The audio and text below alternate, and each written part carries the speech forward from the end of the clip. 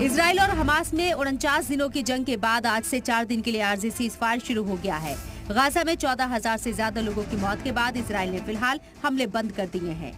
हिंदुस्तानी वक्त के मुताबिक सीज़फायर की शुरुआत सुबह 10:30 बजे से शुरू हुई और इजराइल के वक्त के मुताबिक सुबह 7 बजते ही इजराइल ने गाजा में हमले बंद कर दिए हैं। कतर और मिस्र की सालिसी के बाद इजराइल और हमास 4 दिन के लिए सीज़फायर के लिए राजी हुए थे। समझौते के तहत आज शाम को हमास बंधक बनाए गए 240 में से 13 लोगों को 39 फिलिस्तीनियों के बदले रिहा करेगा।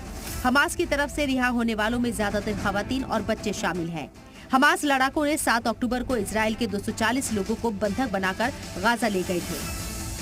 हमास ने समझौते में अल शिफा हॉस्पिटल खाली करने की भी शर्त रखी थी, जिसे इजराइल ने मानने से इनकार कर दिया।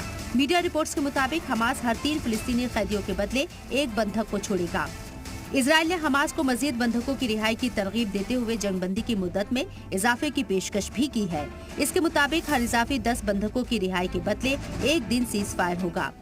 इस बीच इजराइल के वजीर दिफा योव गैलेंट ने कहा है कि जब जंग दोबारा शुरू होगी तब हम पूरी ताकत से लड़ेंगे। ये जंग अभी करीब 2 महीने और चलेगी।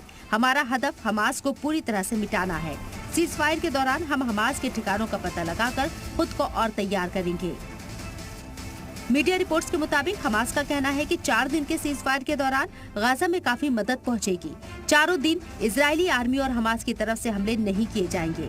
हर दिन फ्यूल से भरे 4 ट्रक और जरूरत का सामान लेकर 200 ट्रक रफा क्रॉसिंग से गुजरते हुए गाजा में एंट्री लेंगे।